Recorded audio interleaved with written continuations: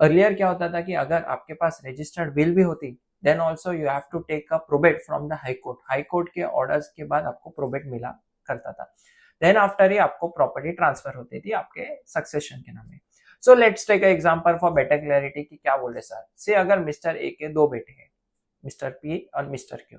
Mister A of हो गए, mister A ने अपने विल, रजिस्टर्ड विल में लिखा था कि जो भी मेरी प्रॉपर्टी है, जो भी मेरी संपत्ति है, वो मिस्टर पी को मिलेगी, उसके बड़े बेटे को। तो अभी तो ऑफ होने के बाद जो रजिस्टर्ड विल है मिस्टर पी के पास, देन ऑल्सो उनको प्रोबेट के लिए अप्लाई करना पड़ता था for the transfer of property in case of ownership के लिए। तो मिस्टर पी ने क्या किया, हाई कोर्ट में जाने पड़ रहे, उनको सबसे फॉर्मेलिटीज पूरी करनी पड़ती थी इन अर्लियर।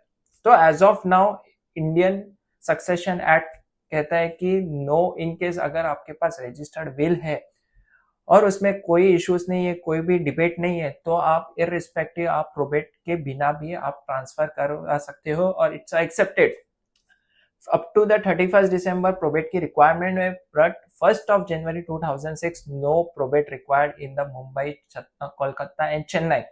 सो बेसिकली अगर आपके पास रजिस्टर्ड विल है और आपका कोई डिबेटेबल नहीं, कोई इश्यू नहीं, कोई डिस्प्यूट नहीं है, तो आप बिना प्रोबेट के भी आप एज अ ओनर कहलाएंगे, आप उसको सेल आउट कर सकते हैं, you are a genuine owner.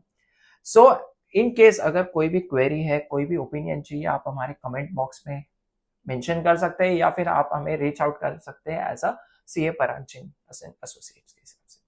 So as of now के लिए थैंक यू।